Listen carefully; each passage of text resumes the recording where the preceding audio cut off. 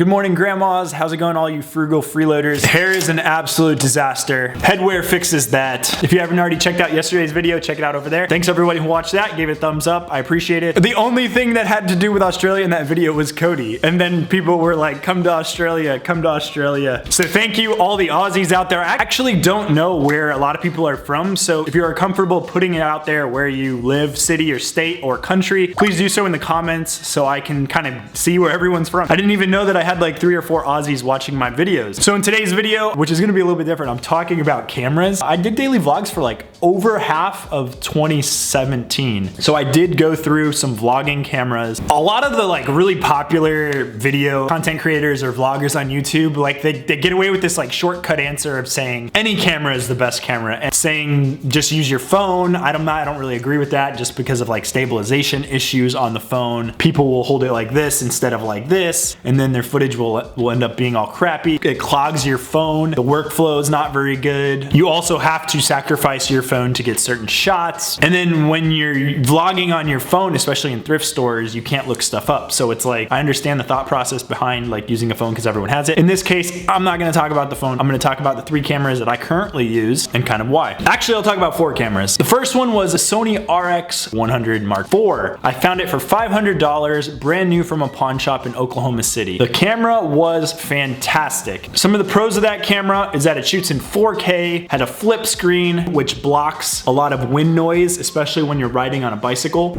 I can't even think of the last time I've done something like that, but it was fun.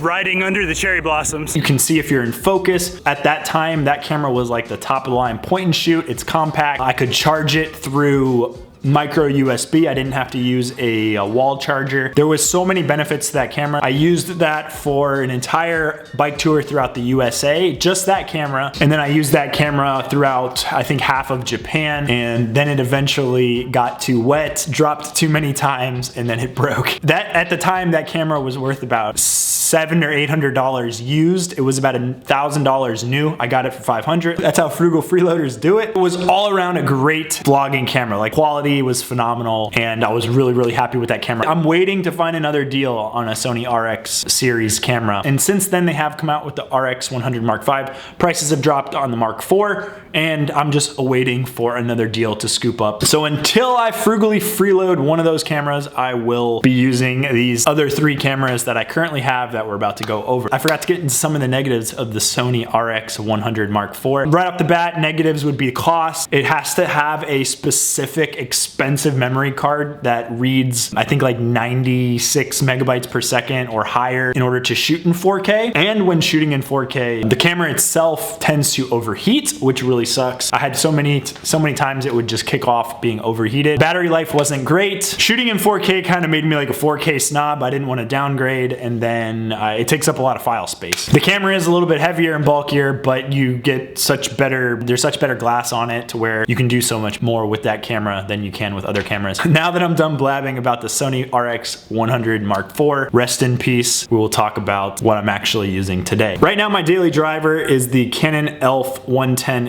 HS. This is a small point and shoot camera. It takes phenomenal HD 1080p video for its size. It's very compact. Even in 2018, I really like this because of its size, the quality of picture. It actually has a built-in stabilization inside the optics. I can do like really smooth pan shots just with my hands or with a selfie stick and get some really interesting shots just with this camera. It shoots in 1080p. Getting new batteries is cheap. There actually are USB chargers for the batteries, so I can charge with my power bank rather than having to use a wall outlet. I've gone through a couple of these cameras, dropping them and breaking them because it is my daily driver or whatever. The audio on this is actually really good from behind. When you're speaking from behind and you're talking, the audio is really good.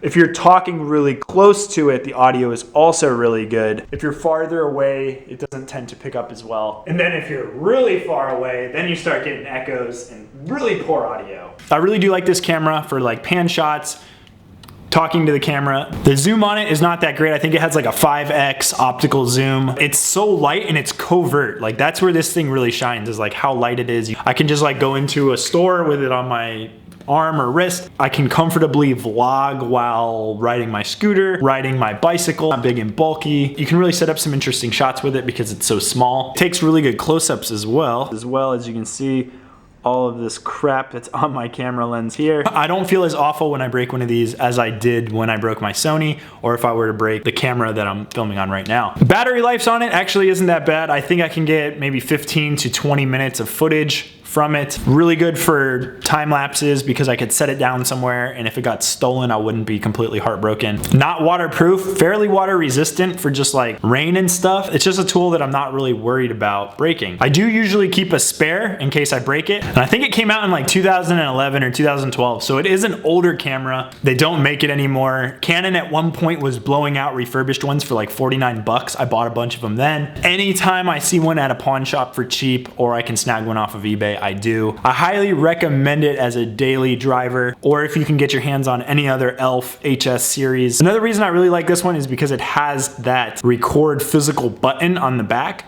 so I can know when I'm hitting record rather than like a touch screen. I'm not a fan of touch screens. It's just nice having a physical button. That's enough about this camera. It actually hit the ground. No worries, it still works. These things are pretty hardy. Camera number 2, which is actually camera number 3 if you counted my talk about the Sony. This is the Canon SX720 HS. I frugally freeloaded this from a Best Buy open box clearance. It was 160 or 170 bucks. They also freeloaded me a $30 Best Buy gift card, which kind of brings the cost down a little bit. Currently used, I could sell it for like 250 bucks on Amazon. 4.7 star reviews. I really like this camera for a very specific purpose, and that is the zoom. It has a 40x optical zoom. It's insane. Obviously, I'm not stabilizing it very well, but that's all the optics, the clarity on that water bottle right there. 40x optic zoom is pretty intense for a covert point and shoot. I can also use this as a vlogging style of camera from the back, from the front. I don't quite like it as much as the 110 HS because of the weight of it, having to put it in my pocket and whatnot. This takes a Canon NB13L battery, which is also the same battery as the G7X. This actually has a way better zoom on it than the G7X. The G7X is great, stand in front of shots, but not so good if you're trying to get some detail up close. I really liked using this, add another dimension of getting close to things for the vlogging videos. Having something with a good zoom on it is great because you can get another perspective that you can't get just with a G7X or with a 110 HS or even like a more expensive Canon if you don't have the correct lens on it. Everything I shoot is 30 frames per second, 1080p. This, I believe, has a function. Yeah, this one can shoot in 60 frames per second, which gives you like the really fast moving real-time look. I also forgot to mention that both of these do not have the flip-up screens, so I don't always know if I'm in focus, and I have to kind of hold it like this or like that to kind of like block wind if I'm riding on my bicycle. Luckily, my scooter has a windshield, so I just hold it up in front of my scooter. SX720 HS, they do not make it anymore. They've replaced it, I think, with the 730. It's like the same camera, but they added a flip-up screen. The build quality feels really cheap on this and even cheaper on the one with the flip-up screen. The HS lenses, I believe, have like a better internal stabilization or a wide angle, and it gives it like a really good video look. So that's why I really like these HS cameras. As you can see, the dust cover on the 110 HS only has like 2 flaps, which means it's less likely to break and get gunked up with dust. On the 720 HS, there's like a ton of little things to cover the lens, which in a bike touring situation can get like all gunked up. That actually happened to my Sony, which has a very similar crazy lens cover on it. Last but not least, we have this camera, the Canon 70D. How do I film what I have? How do I film this camera? I don't know. 70D, which is a great vlogging content creation camera. I freeloaded the body off of Craigslist for 500 bucks, which was a good deal at the time. I'm not sure currently if that is a good price for that because it's been so many years. I think they came out with an 80D. It's got the flip out screen so I can see myself in focus. touch focus on there so I can change the focus. 18 to 55 millimeter kit lens. It's a crap lens on here. It does autofocus pretty good. I got this lens for cheap. It's like a beater lens. It does have autofocus on it, but it seems to work pretty well for these talking head type of videos. It does take SD cards. There's a whole ton of features that you can use on this camera that makes it a lot more better in low light because of the sensor, blah, blah, blah, blah, blah. These vlogging cameras actually kind of really suck in low light. The G7X is pretty good in low light, but these one, and the Sony was pretty good in low light, but these cheaper ones not so much. The sensors per square inch or something. As you can see, I have a shotgun microphone on the top, a Rode VideoMic Pro. That was actually a really good deal from a thrift store. I was in LA with Ethan. Ethan found this from out of the closet in Los Angeles, and I begged him for it. I said, I really have been wanting one of these microphones, and he freeloaded it to me for free, but I think he paid like $6 for it. It's a really good microphone. They're like 200 bucks new. It has rubber band shocks on it right there, as you can see.